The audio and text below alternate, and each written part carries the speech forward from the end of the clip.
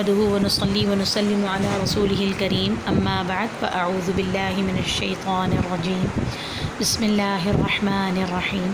السلام علیکم ورحمۃ اللہ وبرکاتہ۔ انشاءاللہ آج ہم سورہ اخلاص کی تجوید بہتر کریں گے اور میری کوشش ہوگی کہ انشاءاللہ اب بہت تیزی سے ہم اپنی کلاسز کو لے کر چلیں تاکہ رمضان کے آخری عشرے تک ہماری کلاسز مکمل ہو جائیں۔ لہٰذا میری آپ سے گزارش ہے کہ آپ بھی تھوڑا سا فاسٹ چلیں اور اپنی صورتوں کو، نمازوں کو اور دعائیں، احادیث سب کو بہتر بنانے کی کوشش کریں، کیونکہ میرے پاس ایک بڑی خوبصورت تحریر آئی تھی جس میں بات یہ تھی کہ جب بھی آپ کو شیطان اس بات پر اکسائے کہ کتنی محنت کریں گے، ظاہر ہے یہ مہینہ آلریڈی بڑی محنت کا ہوتا ہے، اس میں ایکسٹرا جو ہے محنت لگ رہی ہوتی ہے سحر اور افطار کے حوالے سے، اور ادھر پھر عبادت بھی ماشاءاللہ بڑھ جاتی ہے۔ تو بڑا خوبصورت ایک جملہ آیا تھا کہ جب بھی آپ کے ذہن میں یہ بات آئے تو آپ بس ایک بات سوچ لیں، ایام معدودات، گنتی کے چند دن ہیں بس، اور اتنا بڑا پیکیج اللہ تعالیٰ دے رہا ہے مغفرت کا کہ زندگی بھر کے گناہ ہیں اور ایک مہینہ ہے بخشش کے لیے۔ یعنی آپ کی اگر 35 سال عمر ہے، 40 سال عمر ہے، 50 سال عمر ہے، 70 سال عمر ہے، تو اس میں کتنے دن ہوں گے؟ اگر آپ اندازہ لگائیں، کبھی غور کریں کہ ہم نے 35 سال میں ہمارے کتنے دن ہوں گے، تو اتنے دنوں کے گناہ صرف 30 دن میں معاف ہو جائیں گے انشاءاللہ۔ اور پھر ایام معدودات، گنتی کے چند ہی دن ہیں، لہٰذا محنت کر لیں، ایکسٹرا تھوڑا سا ٹائم نکال لیں، جب لیٹتے ہیں بیٹھتے ہیں اس وقت تھوڑی سی محنت کر لیں انشاءاللہ۔ آئیے سورہ اخلاص کی تجوید بہتر کرتے ہیں۔ اعوذ باللہ من الشیطان الرجیم، بسم اللہ الرحمن الرحیم، قل هو اللہ احد اللہ الصمد لم یلد ولم یولد ولم یکن له کفوا احد۔ بسم اللہ الرحمن الرحیم، قل هو اللہ احد اللہ الصمد لم یلد ولم یولد ولم یکن له کفوا احد۔ آئیے آج ہم انشاءاللہ اپنی نماز ہی کو مکمل کریں گے، کیونکہ میرے پاس 2-3 فیڈ بیکس آئے جس میں یہ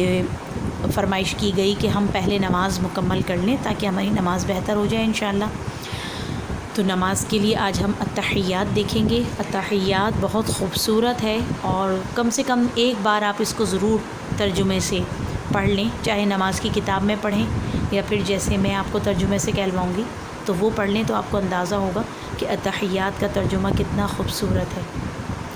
التحیات للہ والصلوات والطیبات، السلام علیک ایہا النبی ورحمۃ اللہ وبرکاتہ، السلام علینا وعلی عباد اللہ الصالحین، اشہد ان لا الہ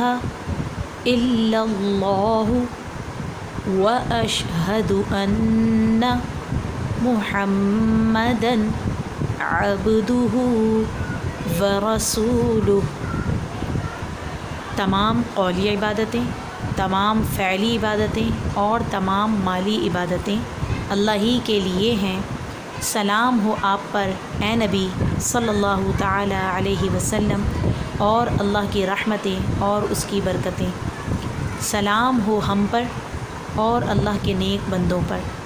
میں گواہی دیتی ہوں اللہ کے سوا کوئی معبود نہیں، اور میں گواہی دیتی ہوں حضرت محمد صلی اللہ تعالی علیہ وآلہ وسلم اللہ کے بندے اور اس کے رسول ہیں۔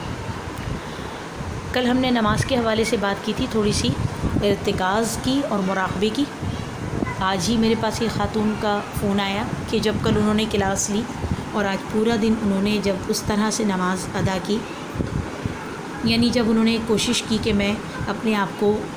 مراقبے میں محسوس کروں، تو وہ بتا رہی ہیں کہ میں ذہنی طور پہ بہت زیادہ پریشان تھی، لیکن جب آج میں نے پورے دن کی نمازیں ادا کی ہیں تو مجھے بہت ریلیکسیشن ہوئی ہے۔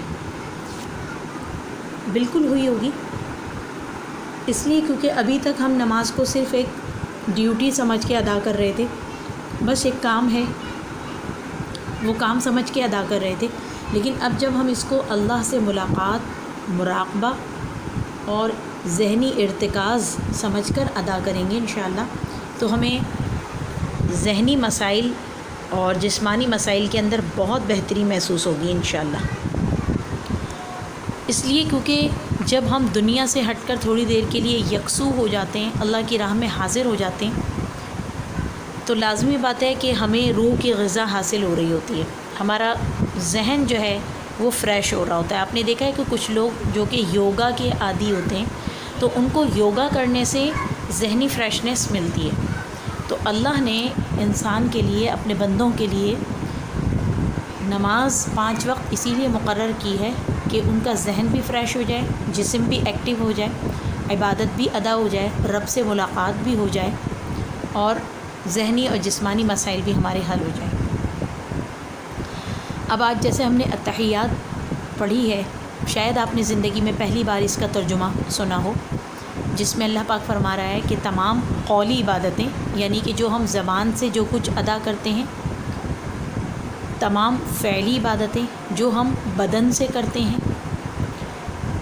قولی عبادتیں اگر ہم کسی کو ایک نیک بات بتا رہے ہیں، جیسے میں آپ کو ابھی بیان کر رہی ہوں، تو میری یہ بات کرنا بھی اللہ کے لیے ہے۔ اگر یہ بات کرنا میرا آپ کے لیے ہو جائے، میں آپ سے واہ واہ چاہنے لگوں یا پھر آپ سے کوئی بدلہ چاہنے لگوں، آپ سے اس کے عوض میں کوئی مراعات یا کوئی کسی قسم کی کوئی چیزیں مانگنے لگ جاؤں، تو پھر میرا مقصد ختم ہو جائے گا۔ اتحیات ہمیں سکھا رہی ہے کہ تمام قولی عبادتیں جو ہم زبان سے کرتے ہیں، چاہے وہ کسی مریض کی عیادت ہو، چاہے وہ کسی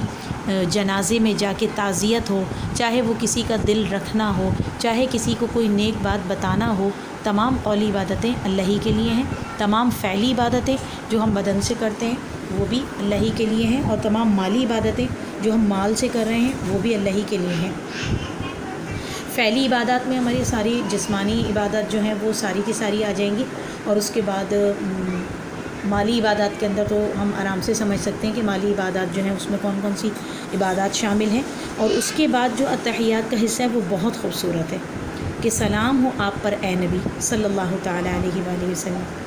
اب اس کے اندر ہمیں ایک چیز بہت اچھی طرح واضح ہو جائے گی کہ ہمارے ہاں جو ایک جھگڑا ہے کہ سلام کو ہم کس طرح پڑھیں، یا کچھ لوگ کہتے ہیں کہ سلام نعوذ باللہ من ذالک ہے ہی نہیں، تو حضور نبی علیہ الصلوۃ والسلام نے اپنے صحابہ کو خود سکھایا اس طرح سلام پڑھنا، کہ آپ یہ الفاظ ادا کریں کہ سلام ہو آپ پر اے نبی صلی اللہ تعالی وسلم، اور اللہ کی رحمتیں اور اس کی برکتیں، کیونکہ جب آیت نازل ہوئی قرآن کریم کی 22ویں پارے کی کہ یا ایھا الذین آمنوا صلوا علیہ وسلموا تسلیما، ان اللہ و ملائکتہ یصلون علی النبی یا ایھا الذین آمنوا صلوا علیہ وسلموا تسلیما۔ معذرت کے ساتھ تھوڑی سی مجھ سے آگے پیچھے ہو گئی تھی۔ تو جب اللہ نے یہ آیت نازل فرمائی تو صحابہ نے سوال کیا کہ یا رسول اللہ صلی اللہ تعالیٰ علیہ وآلہ وسلم، ہم آپ پر کس طرح درود اور سلام بھیجیں، کیونکہ ارشاد ہو رہا ہے کہ ان اللہ و ملائکتہ یصلون علی النبی یا ایھا الذین آمنوا صلوا، درود بھیجیں اور وسلموا سلام بھیجیں۔ تو صحابہ نے پوچھا کہ آپ ہمیں طریقہ بتا دیں کہ ہم کس طرح بھیجیں، تو حضور نبی علیہ الصلوۃ والسلام نے ان کو یہ دونوں طریقے سکھائے، جو دونوں طریقے اتحیات میں موجود ہیں، کہ آپ مجھ پر اس طرح سلام بھیجیں کہ السلام علیک ایھا النبی ورحمۃ اللہ وبرکاتہ، کہ سلام ہو آپ پر اے نبی صلی اللہ تعالیٰ علیہ وسلم اور اللہ کی رحمتیں اور اس کی برکتیں۔ لیکن آپ یہ دیکھیے کہ ہمارے لیے کتنا بڑا مقام ہے، ہمارے لیے کتنا بڑا درجہ ہے کہ جب ہم نماز کے اندر نبی آخر الزماں پر سلام بھیج رہے ہیں تو اللہ نے فوراً اپنے بندوں کے لیے ارشاد فرما دیا کہ تم اپنے آپ پر بھی سلامتی بھیجو کہ السلام علیکہ ایھا النبی ورحمۃ اللہ وبرکاتہ، السلام علینا وعلی عباد اللہ الصالحین، کہ سلام ہو ہم پر، اللہ اکبر، ہم نماز جیسا رکن ہم ادا کر رہے ہیں، اپنے رب سے ملاقات کر رہے ہیں، نماز کے اندر ہیں ہم، اور ہم کیا الفاظ ادا کر رہے ہیں، کبھی ہم نے شاید غور بھی نہیں کیا ہوگا کہ ہم اپنے رب سے کہہ رہے ہیں کہ اے پروردگار سلام ہو ہم پر، ہم جیسے گناہ گار، ہم جیسے سیاہ کار، ہم جیسے خطا کار، ہم جیسے اتنے گناہوں میں ڈوبے ہوئے لوگ ہیں، اور ہم پانچوں وقت کتنی رکعتوں میں بار بار یہ کہہ رہے ہیں۔ آپ دیکھیے نا، فجر کی 4 رکعتیں، چاروں رکعتوں کے اندر آپ 2 رکعتوں میں آپ آخر میں اتحیات پڑھ لیں، فجر کی 12 ہیں، ظہر کی 12 ہیں، پھر عصر کی 8 ہیں، پھر مغرب کی 7 ہیں، پھر عشاء کی 17 ہیں۔ اگر آپ تہجد، اشراق اور چاشت اور اوابین پڑھتے ہیں تو یعنی آپ جتنی بار آپ نماز پڑھ رہے ہیں تو آپ بار بار اللہ سے کیا مانگ رہے ہیں کہ السلام علینا، اے پروردگار ہم پر بھی سلام ہو، ہم پر بھی سلامتی ہو۔ اور سلام کا کیا مطلب ہے؟ کہ میں سلامتی میں آ جاؤں، میں امن میں آ جاؤں، میں تیری نگہبانی میں آ جاؤں۔ اور جو انسان اتنی بار نماز میں تکرار کر رہا ہے کہ اللہ میں سلامتی میں آ جاؤں، پھر اس کو کوئی مسئلہ ہو سکتا ہے؟ اگر ہماری زندگیوں میں مسائل ہو رہے ہیں تو اس کا مطلب یہ کہ ہماری نمازوں میں کمی ہے۔ اور پھر وعلی عباد اللہ الصالحین، اللہ کے جتنے بھی صالحین بندے ہیں، نیک بندے ہیں، جتنے اللہ کے ولی ہیں، جتنے اللہ کے پیارے ہیں، ان پر بھی سلامتی ہو۔ تو یہاں ہمیں یہ بات پتہ چل گئی کہ اللہ اور اس کے نبی صلی اللہ تعالی وسلم تو خود سلام بھیجنا ہمیں سکھا رہے ہیں کہ ہمیں کس طرح سلام بھیجنا چاہیے۔ اور انشاءاللہ باقی آگے آئے گا ہمارا درود ابراہیمی، وہ ہم انشاءاللہ کل اس کی تجوید دیکھیں گے۔ اور آگے ہم یہاں پہ ہمارے پاس آتا ہے تشہد، اشہد ان لا الہ الا اللہ و اشہد ان محمدا عبدہ و رسولہ۔